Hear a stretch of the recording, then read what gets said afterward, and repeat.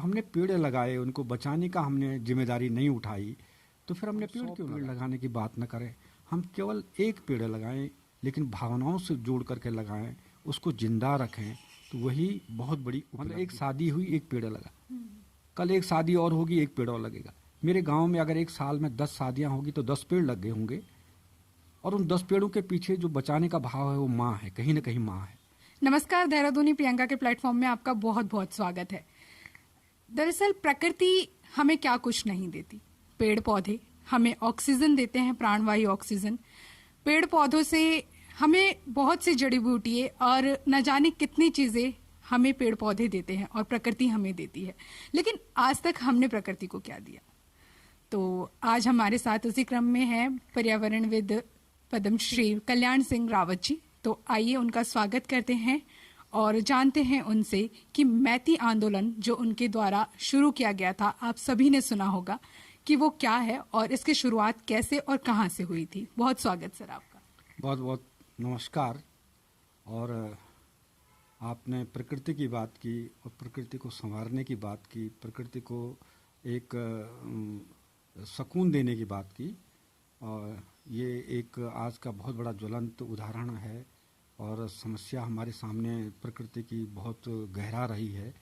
तो एक सब किसी का दायित्व बन जाता है कि आज हम प्रकृति को संवारने की बात करें, क्योंकि प्रकृति ही हमें जीवन के जो असली तत्व हैं, भोजन है, पानी है, हवा है, देती है।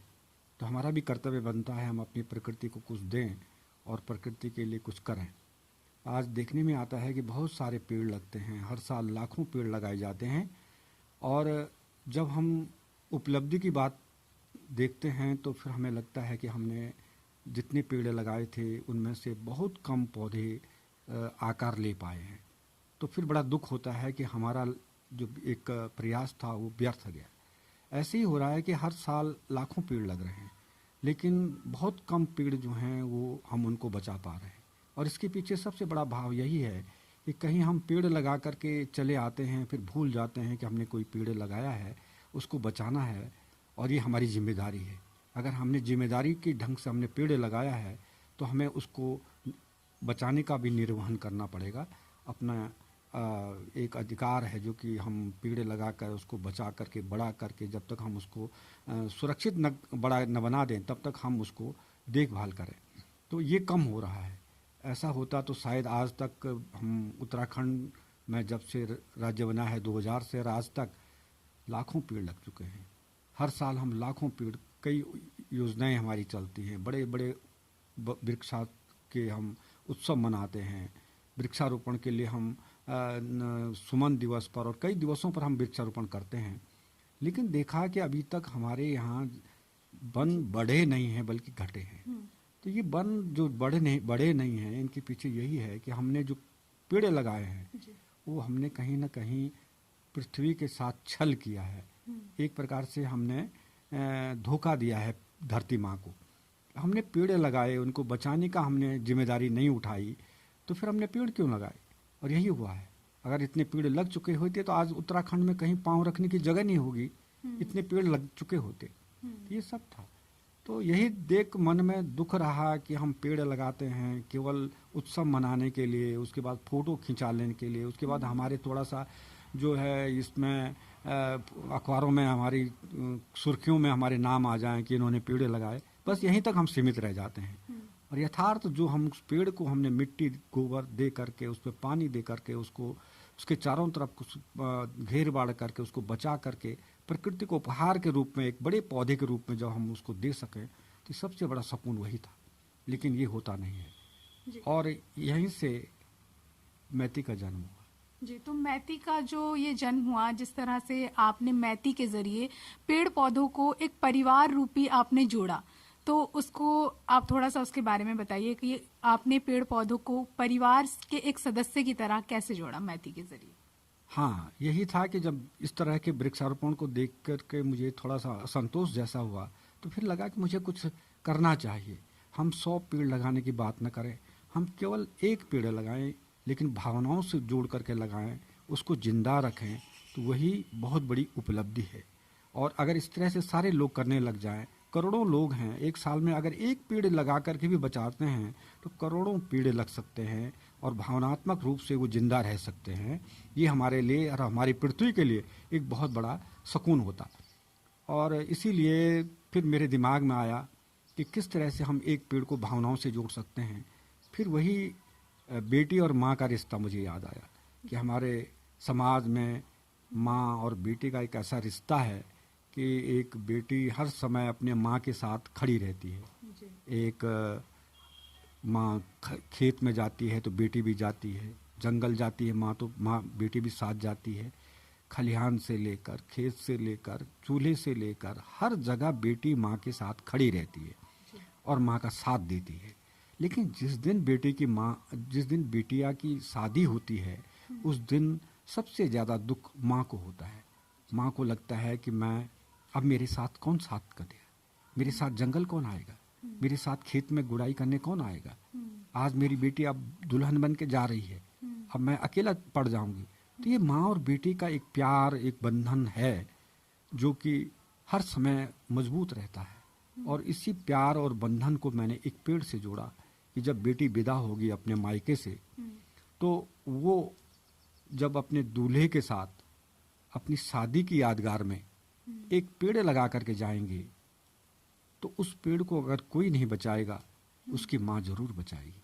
माँ अपनी बेटी के लगाए पेड़ को कभी सूखने नहीं देगी, उसको जिंदा रखेगी, उसके चारों तरफ सुरक्षा के इंतजाम करेगी, क्योंकि उसको डर है कल मेरी बेटी लौट करके आएगी, पूछेगी कि माँ मेरा पेड़ कितना बड़ा हुआ, तो तब क्या जवाब देगी।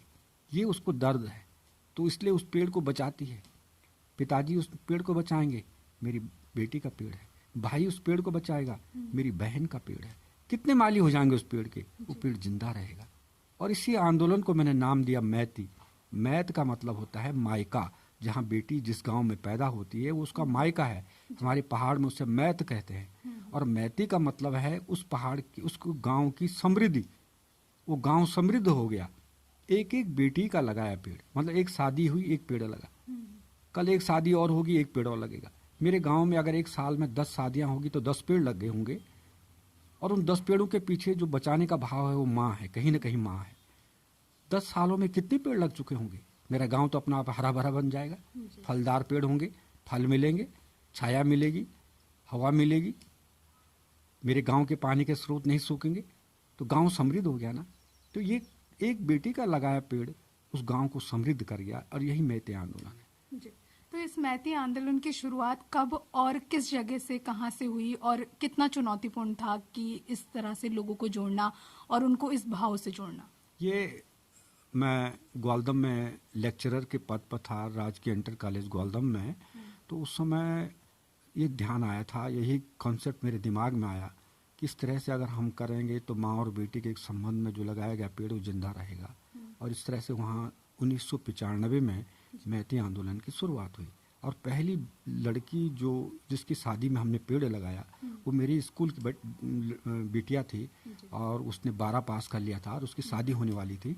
और हमने उसकी शादी में सबसे पहले पेड़ लगाया और वहीं से इसकी शुरुआत हुई। और इसमें असल में एक सामाजिक और प्राकृतिक आंदोलन है। इसमें जहाँ हम शादी की यादगार में एक पेड़ लगा रहे हैं कि हमारी शादी हुई है, ये पेड़ लगेगा और ये पेड़ बड़ा होगा और जिसमें फल लगेंगे, तब तक उनके बच्चे भी हो चुके होंगे। और जब बच्चे कभी लौट के अपने ननिहाल आएंगे तो फिर नानी तो जरूर कहेगी ना, बेटो देखो तुम्हारी शादी की, तुम्हारे माँ बाप की शादी का पेड़ है वो, उस पर फल लगे हैं, जाओ तोड़ के लाओ। तो जब उन फलों को बच्चे खाएंगे तो उनके अंदर भी एक संस्कार पैदा होगा कि देखो हम अपनी माँ बाप की शादी का पेड़ कितना बड़ा हो गया।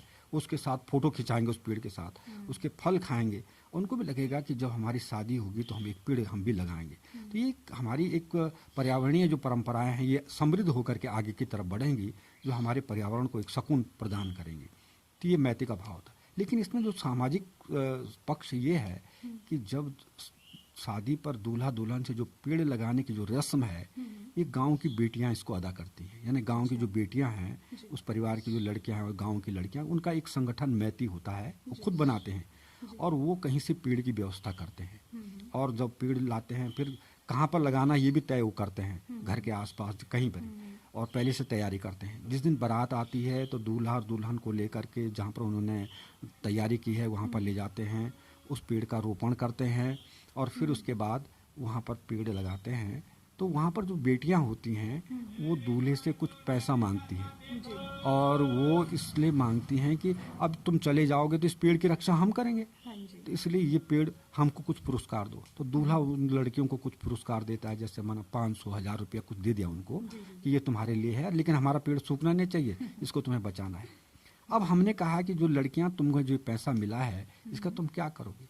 एक शादी हुई, तुम्हें कुछ पैसा मिला, तुमने जमा कर दिया, कल दूसरी शादी होगी, कुछ पैसा और मिलेगा, वो भी जमा हो जाएगा। इस तरह से तुम्हारे पास एक कोष जमा हो जाएगा। और इस कोष का उपयोग हमने उन लड़कियों को ये बताया कि मेरे इस गांव में बहुत सारी परिवार ऐसे हैं जो बहुत गरीब हैं, बहुत गरीब लड़कियां हैं जिनके पास पहनने के लिए जूता नहीं है, सर्दियों में जिनके पास पहनने के लिए स्वेटर नहीं होती है, स्कूल की पढ़ाई नहीं कर पा रही है, कि इतनी गरीब है कि उसकी शादी नहीं हो पा रही है। इन पैसों से वो लड़कियां ऐसी गरीब लड़कियों की सहायता करते हैं। एक एक पेड़ गांव में लगेगा तो गांव का पर्यावरण सुधरेगा। इधर ये लड़कियां एक एक गरीब परिवार की लड़की को अपने साथ लेकर के चलेंगी तो मेरे गांव में समरसता आएगी। गांव बेटियां बेटियों के काम आ रही हैं, बेटियों को आगे बढ़ाने के काम आ रही हैं। तो ये एक प्रकार से संस्कृति और प्रकृति दोनों का मिला हुआ एक रूप है जिसको हम मैती आंदोलन कहते हैं। तो हमने इसमें कुछ गलत परंपराएं थी उनको बंद की। जैसे हमारे गलत परंपराएं क्या थी कि जब बारात आती है तो लड़कियां, गांव की लड़कियां जो हैं, चाहे उसको मनोरंजन ही समझिए, जूता का दूल्हे का जूता चुरा करके फिर उसको उसके एवज में बहुत बड़ी रकम मांगने लगे हैं, 1000, 10,000, 5,000 तक। और फिर उन पैसों का क्या होता है कि कहीं किसी होटल में जाकर के वो सामूहिक भोज कर देते हैं और वहीं पर उन पैसों का अंत हो जाता है। तो ये एक गलत परंपरा थी, चोर परंपरा थी। हमने इसको बंद किया। हमने कहा अगर पैसा ही लेना है तो पेड़ लगा करके लीजिए और उन पैसों का उपयोग आप अपने गांव की गरीब लड़कियों के लिए करेंगे तो उस दूल्हे को भी लगेगा कि जो मैंने पैसे दिए हैं वो किसी गरीब लड़की के आगे बढ़ाने में काम आया है। तो 500 रुपये के बजाय वो 1000 रुपये देने के लिए भी तैयार हो जाएगा, है ना। तो इस तरह से ये हमारा एक सामाजिक पर्यावरण, एक संस्कृति और प्रकृति का मिला जुला ये आंदोलन अगर आगे बढ़ेगा तो ये प्रकृति के लिए भी अच्छा होगा और हमारे समाज के लिए भी अच्छा होगा। तो ये आंदोलन धीरे धीरे आगे बढ़ता गया, क्योंकि एक बारात में बहुत सारे लोग आते थे ना, वो देखते थे यार यहाँ तो जूता नहीं चुराया गया, यहाँ तो पेड़ लगा। तो वो भी अपने गांव तक गए, उन्होंने वहाँ भी बताया कि बेटियों देखो उस गांव में हम गए थे, वहाँ ऐसा हुआ, तुम लोग भी करो। तो इस तरह से ये आंदोलन आगे बढ़ता गया, गांव से गांव तक जाता रहा और ये एक बड़ा आकार बन इसका लिया। लोगों ने इसको आत्मसात किया कि एक अच्छी संस्कृति है पेड़ लगाने की संस्कृति। फिर हमने उनको बताया कि जो पेड़ दूल्हा दुल्हन ने लगाया है ये केवल शादी की यादगार नहीं है, बल्कि इसके पीछे कुछ भाव छुपे हैं। एक भाव तो ये है कि बेटी अपने पिता का ऋण चुका के जा रही है। पिताजी ने अपनी बेटी को पढ़ा लिखा के जो भी उसकी आवश्यकताएं थी वो पूरी की, अंत में भी कुछ दहेज दे करके वो करता है, विदा करता है।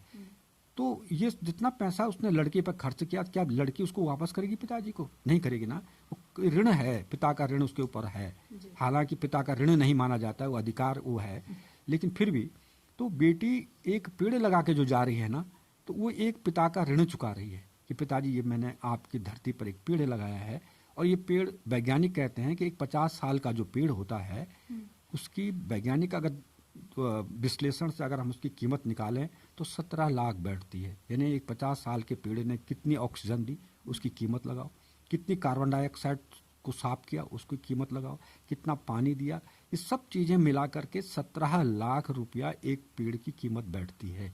यानी एक लड़की एक पेड़ लगा करके अपने पिता को 17 लाख रुपये दे करके जा रही, पिताजी ये मेरा तुम्हारा ऋण चुका दिया। और दूसरा ऋण लड़की के ऊपर क्या है? धरती का ऋण। जिस धरती में पली पोसी, वहीं का अनाज खाया, पानी पिया, उस धरती में खेली, आज उस धरती से विदा हो रही है, क्या उसे अपनी धरती का ऋण नहीं चुकाना है? उस अन्न जल का ऋण नहीं चुकाना है? वो एक पेड़ लगा के जा रही है कि धरती माँ तूने मुझे पाल पोस के इतना बड़ा किया, ये मेरा तेरा ऋण भी चुकाया।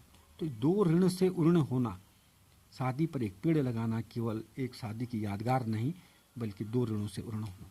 और वैज्ञानिक अगर मैं बात करूं तो शादी क्यों होती है? इसलिए होती है कि हमारी वंश परंपरा आगे बढ़े। शादी के बाद जब बच्चे होते हैं, चाहे लड़का हो या लड़की हो, तो जब बच्चा पैदा होने वाला होता है तो माँ बाप को बड़ी खुशी होती है।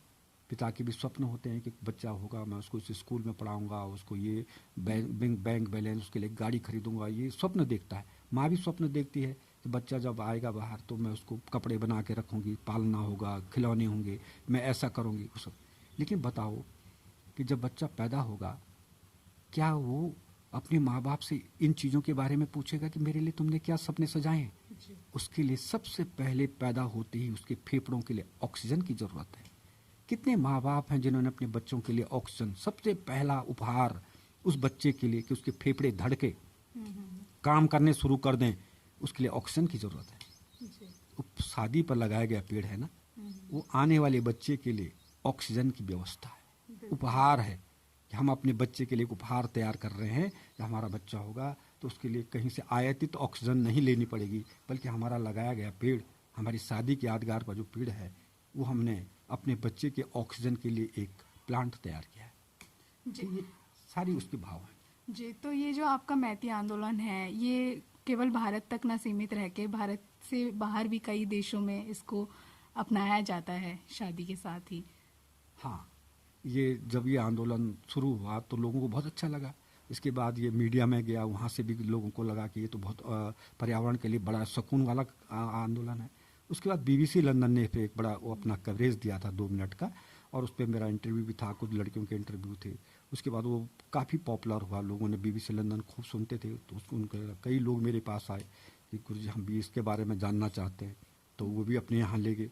आज हमारे 18 राज्य हैं, 4-5 देश ऐसे हैं जहाँ ये आंदोलन लोगों ने इसको अपना वो किया है, आत्मसात किया है और वहाँ चला रहे हैं। इंडोनेशिया ने तो अपने यहाँ कानून बना दिया कि शादी पर आपको शादी से पहले पेड़ लगाकर का एक प्रमाण पत्र देना होगा, तभी आप शादी कर सकते हैं, है ना। ऐसे राजस्थान ने भी अपने यहाँ इस आंदोलन को शुरू किया है। हिमाचल ने अपने यहाँ कानून बना दिया है कि हम शादी पर एक पेड़ जरूर लगेगा। तो इस तरह से ये कई राज्य हैं, 17-18 राज्यों में। हमारे गुजरात में हमारे जो किसान नेता थे पहले, जोशी, शरद जोशी जी, वो मेरे पास ग्वालदम आए थे, तो उन्होंने कहा मैं इसको गुजरात और वहाँ चलाऊँगा, तो उन्होंने वहाँ इसको चलाया। मदन मोहन मालवीय की बेटी आशा सेठ, वो मुंबई में रहती है, वो एक बार मेरे पास आई। उसने कहा बेटा मैंने इतना सुंदर आंदोलन, मेरे तो दिल को छू गया, मैं तो इसको वहाँ चलाऊंगी। मैंने उनसे पूछा कि आप मुंबई में तो जगह ही नहीं है, आप कहाँ पेड़ लगाएंगे? तो उन्होंने कहा था कि मैं इस आंदोलन को जिंदा इस तरह से रखूंगी कि मैं गमले में पेड़ फूल लगाऊंगी, लेकिन मैं इस आंदोलन के बारे में लोगों को बताती रहूंगी। मुझे बड़ा अच्छा लगा कि लोगों को ये आत्मसात कर रहा है और लोग इसको आगे बढ़ा रहे हैं। और उसमें केवल मैंने ये नहीं जोड़ा कि आप शादी की यादगार में एक पेड़ लगाएं, मैंने पुरानी परंपराओं को भी इसमें जिंदा किया। आप जानते हैं ना, जब शादी हो जाती है तो दुल्हन कहाँ जाती है? अपने ससुराल जाती है। और ससुराल जब कोई दुल्हन आती है, मतलब हमारे यहाँ एक पहाड़ में एक रिवाज है कि किसी गांव में अगर कोई नई दुल्हन आएगी तो सबसे पहले उस दुल्हन को उस परिवार की जो बेटियां होती हैं, उस गांव की जो बेटियां होती हैं, उसको एक बर्तन दे करके सबसे पहले उस गांव का जो पानी का स्रोत होता है वहाँ तक ले जाती हैं, और वो दुल्हन वहाँ जा कर के पानी की पूजा करती है और उस पानी को एक बर्तन में भर करके सबसे पहले घर लाती है और अपने घर के परिवार के सारे लोगों को पानी पिलाती है। अब इसका भाव जो हमारे पूर्वजों ने ये परंपरा डाली थी क्या थी कि उस बेटी को सबसे पहले गांव का पानी दिखाया जा रहा है, प्राकृतिक स्रोत, क्योंकि गांव की जीवन रेखा क्या है? पानी। जिस दिन ये पानी सूख जाएगा उस दिन इस गांव को भी यहाँ से कहीं अलग जाना पड़ेगा, कहीं भाग करके लोगों को पानी दूसरे स्रोत पर जाना पड़ेगा। इसलिए इस पानी को जिंदा रखना है।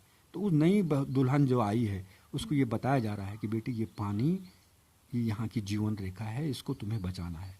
और वो पानी पिलाती है तो संकल्प दिलाती है सबको कि मैं भी इस पानी को बचाऊंगी। लेकिन क्या पूजा करने से पानी बच जाएगा? नहीं बचेगा ना। पानी बचेगा तब जब हमारे पास जंगल होंगे, जब हमारे पास पेड़ होंगे। इसलिए हमने इसको एक पेड़ से जोड़ा कि जब दुल्हन आती है, नई दुल्हन गांव में आएगी, तो वो पानी पूजने के समय उस पानी के लिए एक पेड़ लगाएगी। तो वो अपने ससुराल में भी एक पेड़ लगाती है। एक तो उसने वहाँ लगा दिया मायके में, वो उसकी माँ बचाएगी। अब यहाँ ससुराल में उस पानी के लिए, उसको बचाने के लिए वो एक पेड़ लगाती है अपने गाँव के आसपास और उसको खुद बचाती है, क्योंकि अब इसको यहीं रहना है, उसको खुद बचाती है। इस प्रकार से एक शादी में 2 पेड़ लगते हैं, एक मायके में और एक ससुराल में। और ये दोनों पेड़ों की जिम्मेदारी जिस तरह से भावनात्मक रूप से इसको बचाने की जिम्मेदारी दी गई है, आज 100% हमारे शादी पर लगी गई पेड़ जिंदा है। और वो आज लोग दिखाते हैं कि देखो साहब, ये हमारी बेटी का साथ पेड़ लगाया हुआ पेड़ है, इतना बड़ा हो गया। और आज वही पेड़ बुढ़ापे का सहारा बनता है। आज लड़के जो हैं नौकरी पर चले गए, घर में अकेले बूढ़े रह जाते हैं, वो बेचारे बुढ़ापे में भी अपने काम धंधे लगे रहते हैं। माँ भी कहीं खेतों से आती है, थक जाती है ना, तब उसी पेड़ के नीचे जब वो बैठती है, उसको छाया मिलती है, तो वो अपनी बेटी को याद करती कि बेटी मेरे को तू ही दे रही है, कम से कम ये छाया तो दे रही है तुझे, ये ठंडी हवा तो दे रही है, मेरी जो थकान है वो दूर होगी। ये सारे भाव इससे जुड़े हुए हैं। तो इन भावों को ले करके ये सारा आंदोलन बना हुआ है। तो ये आंदोलन आज लोगों ने इसको आत्मसात किया। लगभग 8 लाख से अधिक शादियों में पेड़ लग चुके हैं। और इसके अलावा हम लोगों ने इसमें कई जंगल बनाए हैं अलग अलग। जब हमारे कारगिल युद्ध हुआ था, उस समय उन जो शहीद हुए थे लोग, उन लोगों की याद में हमने शौर्य वन बनाया ग्वालदम में, वो बड़ा वन शौर्य वन बनाया। हमारा उत्तराखंड जब बना था 2000 में, उसमें मैंने पूरे 13 जनपदों की महिलाओं को बुला करके एक स्मृति वन, शहीद स्मृति वन बनाया था। तो शहीद स्मृति वन जो है वो आज भी 2 हेक्टेयर जमीन पर बना हुआ है। तो वो सारे कई वन हमने से बनाए। गौरा देवी के नाम पर हमने वन बनाए, नेहरू और इंदिरा गांधी के नाम पर हमने वन बनाए। तो आज इस तरह के हमने कई वन तैयार किए हैं। इसके अलावा जो सामाजिक कुरीतियां हैं उनको दूर करने के लिए भी हमारे आंदोलन इसी मैती आंदोलन की तरह हमने जोड़े हैं। कई पदयात्राएं की हैं। हिमालय के वन्य प्राणियों को बचाने के लिए हमने काम किया है। अभी बुग्यालों को बचाने के हम काम कर रहे हैं। अभी जो पलायन हो रहा है उसके लिए हमने ग्राम गंगा अभियान करके एक नया कार्यक्रम चलाया है कि जो हमारे लोग बाहर चले गए हैं उनको गाँवों से किस तरह से जोड़ा जाए। तो इस तरह से हम केवल वृक्षारोपण तक न हो करके ये कई आयाम जो हमारे गाँवों को समृद्ध कर सकते हैं उनके लिए हम काम कर रहे हैं। और ये मैती आंदोलन तो एक मुख्य आंदोलन है कि हम प्रकृति को बचाने की बात कर रहे हैं। एक एक पेड़ लगा करके हम धरती को सजाने की बात कर रहे हैं। हम इसमें लाखों पेड़ों की बात नहीं करते हैं, लेकिन जैसे बूंद बूंद करके घड़ा भरता है, हमारी ये अपेक्षा है कि यही एक एक बूंद बेटी का लगाया गया पेड़ गाँव को समृद्ध करेगा, देश को समृद्ध करेगा। तो ये आंदोलन इस तरह से आगे बढ़ रहा है। कुछ ऐसे लोग हैं जो धरती पे काम कर रहे हैं लेकिन उनकी कहीं पहचान नहीं बन पाती है, तो उनके लिए हमने मैती एक सम्मान की बात की है। एक मैती सम्मान हम चलाते हैं और ऐसे लोगों को आइडेंटिफाई करते हैं जो चुपचाप धरती को सजाने पर लगे हैं, जिनकी कहीं पहुंच नहीं है, जहां जो लोग जिन कहीं अखबारों में नहीं है, मीडिया में नहीं है, ऐसे लोगों को चुन करके हम उन्हें सम्मानित करते हैं। और मैती सम्मान अब तक हम 35 लोगों को दे चुके हैं। 1999 से हमने इसे शुरू किया था और अभी 2-3 सालों में कोविड-19 की वजह से नहीं दे पाए हैं, लेकिन हम हर साल ऐसे कुछ लोगों को चुनते हैं ताकि उनको प्रेरणा मिली रहे, उनको भी लगे कि हमारी भी कहीं हमको भी देखने वाले हैं, हमको भी पूछने वाले हैं, तो उनको भी एक साहस बना रहे और वो और अच्छी तरह से बेहतर ढंग से आगे काम कर सकें।